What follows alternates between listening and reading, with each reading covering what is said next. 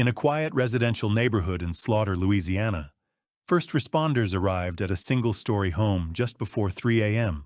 on January 3, 2022. They had been called to assist a local coroner. Inside the house, they found 36-year-old Lacey Fletcher. She was lying on a living room couch, motionless, not responsive. She had passed away some time earlier. What immediately caught the responders' attention was the condition of the room. The air was dense, the smell overwhelming. It was clear this wasn't a recent development. The situation had been deteriorating for a long time. Lacey's body was partially embedded in the couch. She had been in the same position for what appeared to be years. There were visible signs of infection, malnourishment, and extreme neglect. Paramedics did not attempt resuscitation. The coroner pronounced her dead at the scene. Her official cause of death: acute medical neglect stemming from chronic immobility, ulceration, and starvation. She weighed approximately 96 pounds. The home was occupied. She lived with her parents, who stated that she had chosen not to leave the couch, that she did not want medical help, that she had refused to eat at times. Investigators noted there were no signs of physical restraint, no evidence of a struggle, just complete stillness. A deeper look into Lacey's life would reveal that she had been diagnosed with autism spectrum disorder and severe social anxiety. She had been homeschooled during her teenage years. Over time, she became more withdrawn. Eventually, she stopped leaving the living room. The timeline of events, how long she remained on the couch, what attempts were made to help her, and how the household operated during that time, would become central questions in an unfolding investigation. The circumstances were unusual. The condition of the body was extreme. But perhaps most disturbing of all was how long it went unnoticed by the outside world. Lacey Fletcher had been described by neighbors and former classmates as shy, polite, and quiet. She was active in her church youth group. For a time, she participated in school activities. Then, gradually, she stopped showing up. At some point in her teenage years, she began homeschooling. The transition was quiet. No major event, no public explanation. She simply withdrew. There are no confirmed reports of abuse, no official complaints, just distance and silence. Her parents told investigators that she was diagnosed with autism spectrum disorder and social anxiety, that she struggled in public settings, that being around people overwhelmed her, so they allowed her to stay home. In her early 20s, her contact with the outside world became minimal. By her late 20s, she no longer left the house. Eventually, not even the room. What is known about the next decade is limited. There are no photographs, no medical records after a certain point, no documentation of care visits or evaluations. Her parents told investigators that she chose not to seek help, that she refused medical attention, that they respected her wishes. But the condition in which she was found suggested something else: prolonged immobility, untreated infections, lack of basic hygiene. At the time of discovery, she had been sitting in the same position for an extended period.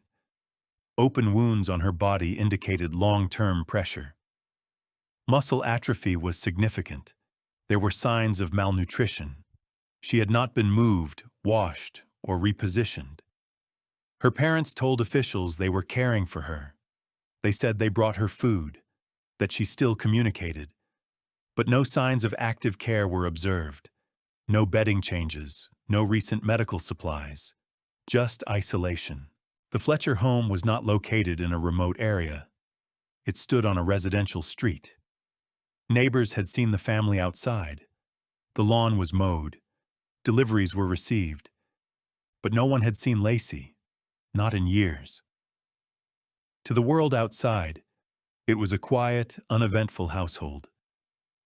Behind closed doors, reality was very different. Shortly after Lacey's death was confirmed, the East Feliciana Parish Sheriff's Office opened an investigation. The scene was documented in detail. Photographs were taken, statements were collected. The condition of the body, the state of the room, and the information provided by her parents raised immediate concerns. Detectives noted that there were no functioning medical devices, no evidence of ongoing care, and no indication that a doctor had seen her in years. They requested a full autopsy. The coroner's report listed the cause of death as acute medical neglect.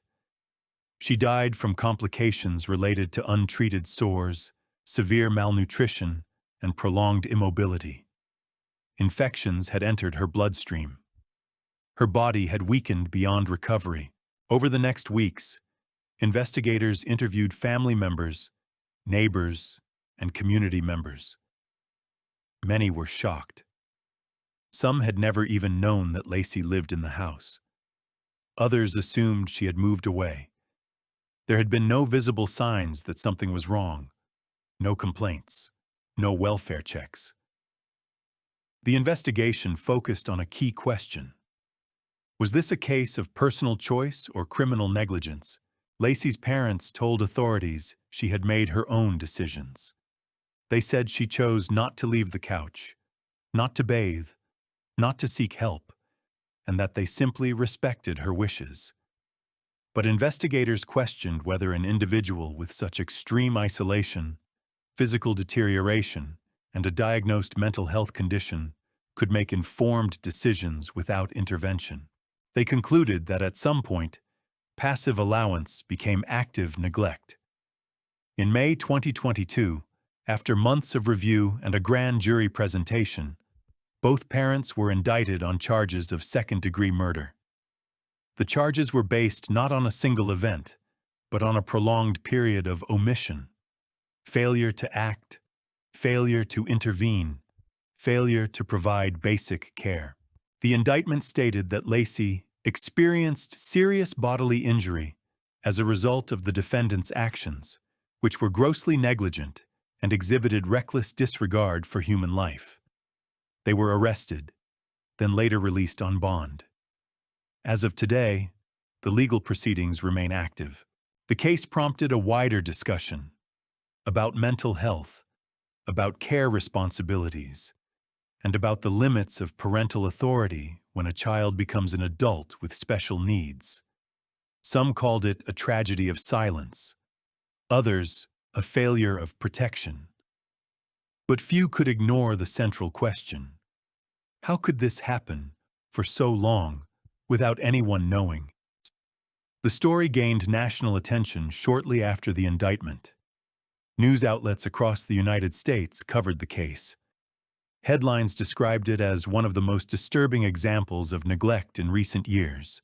Forensic experts, psychologists, and legal analysts weighed in. Some focused on the medical details, others on the long-term psychological impact of extreme isolation. Mental health advocates called for stronger systems of oversight, particularly for vulnerable adults living at home. But the case has already left a mark, not only in the courtroom, but in the national conversation about responsibility, care, and awareness. It raised difficult questions, not just about law or medicine, but about what happens when silence lasts too long. And no one asks what's going on behind a closed door.